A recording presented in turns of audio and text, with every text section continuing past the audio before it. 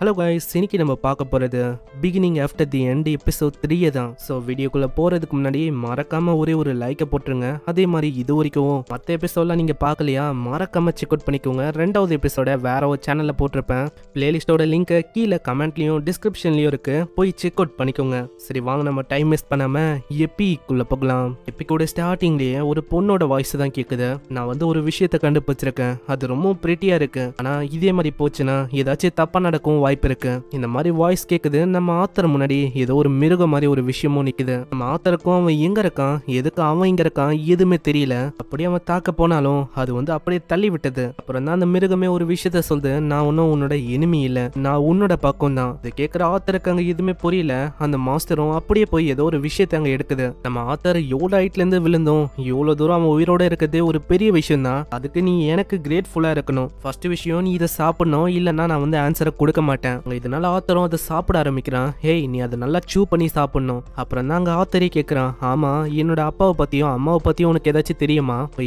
இப்போ என்ன பண்ண இருக்காங்க அந்த விஷயம் தெரியுமா? என்னால இந்த இடத்த விட்டு வெளியில போக முடியாது, இருந்தாலும் சில பல விஷயத்த என்னால இங்கில இருந்தே பார்க்க முடியும். அப்படியே ஒரு சர்க்கிள் வழியா பார்த்து சொல்லுது, உன்னோட அப்பாவும் அம்மாவும் இப்போ சேஃபா இருக்காங்க. இது கேட்டக்கப்புறம் தான் அவனுக்கு அவ்வளவு நிம்மதியா இருக்கு. அப்படியே கண்ணீர் விட்டு அழுவ ஆரம்பிக்கிறான். ரொம்ப நன்றி, உன்னோட பேர் என்னது, செல்வியானதோ சொல்லுது. அங்க தேங்க்ஸ் அவன் சொல்றான். இதுக்கப்புறம் ஸ்டார்டிங்ல ஒரு பொண்ணோட வாய்ஸ் நம்ம கேட்டிருப்போம்ல, அது அங்க பேசுது. இப்போ இதுக்கு மேல நம்ம என்ன பண்றது, இதுக்கு மேலேயே நம்ம விஷயங்களை மறைக்க வேணாம். இதனால தான் அங்க ஆன்சரை நம்ம ஆத்தருக்கு அவங்க கொடுத்துருக்காங்க. அங்க ஆத்தர் இருக்கிற இடமும் ஃபாரஸ்ட்டை தாண்டி ரொம்ப தள்ளி இருக்கு. வெளியில ரொம்ப ஆபத்தான விஷயங்களும் இருக்கு, வைல்டு அனிமல்ஸ், கெட்ட ஆளுங்க. இருந்தாலும் செல்வியா எனக்காக நிறைய விஷயங்களை ப்ரிப்பேர் பண்ணியிருக்கான். நான் சேஃபா இங்கிலேருந்து போறதுக்காக. இப்போ அதுக்காக டைமென்ஷனை திறக்கணும். டைமென்ஷன் ரிஃப்ட்டை திறக்கிறதுக்கு சில பல ப்ரிப்பரேஷனையும் அங்க பண்ணணும். இதே மாதிரி அங்க அவன் ட்ரைனிங் எல்லாம் எடுக்கிறான். அங்க இவனோட பாடி குணமாயிதான் செல்வியா பாக்குறான். ஆத்தரும் மனசுல யோசிக்கிறான், செல்வியா சில பல விஷயத்த என்கிட்ட இன்னமும் சொல்லல.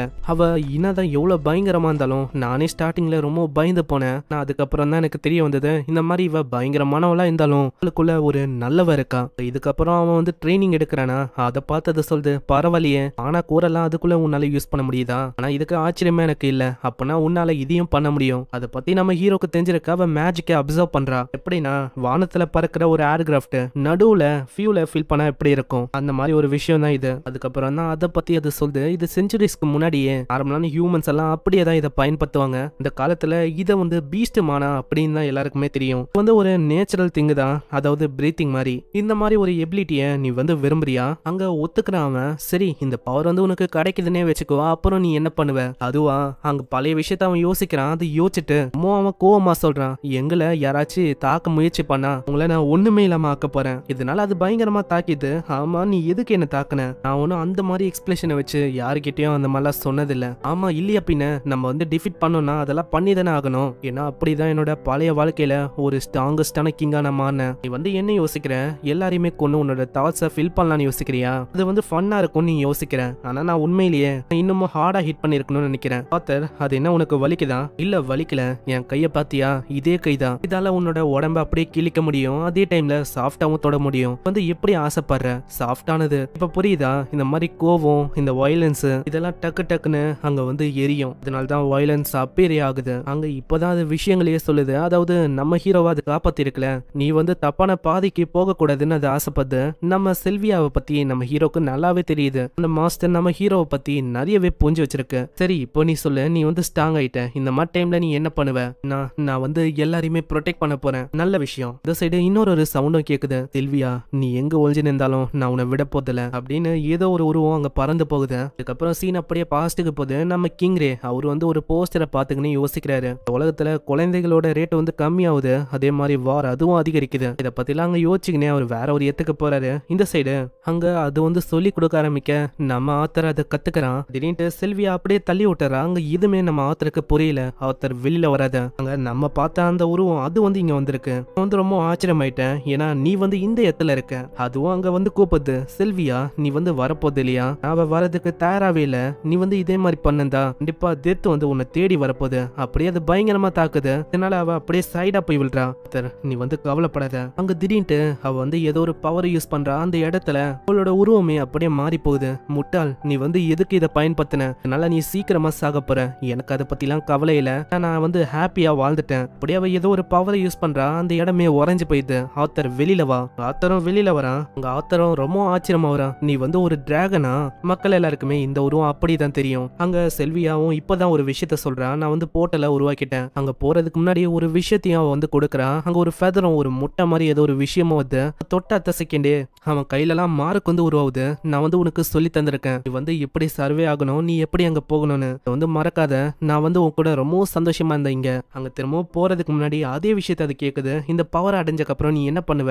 நான் வந்து எல்லாரையுமே ப்ரொடெக்ட் பண்ணுவேன். ஆனா செல்வியா, இந்த மாதிரி நீ ப்ராமிஸ் பண்ண மாதிரி என்னோட பவரை வச்சு உன்னை வந்து என்னால ப்ரொடெக்ட் பண்ண முடியல. நீ வந்து கவலைப்படாத, இது வந்து நேச்சுரலான விஷயமா தான். எனக்கு தெரியல இந்த மாதிரி எதுக்காக என்னோட வார்த்தைகள் இப்படி மாறுச்சுன்னு. எல்லாமே அவ கொடுத்த அந்த கிராட்டிடியூட் அதனால தான் இப்படி வந்ததோ, இல்ல இவ கூட வாழ்ந்தனால எனக்கு வந்து இப்படி தோந்தா இந்த மாதிரி நான் மாறிட்டேன்னு. என்னோட ஃபேமிலியும் அதுக்கு ஒரு காரணமா இருக்கு. ஏய் செல்வியா, எனக்கு வந்து உன்னை விட்டு போகணும்னு ஆசை இல்ல.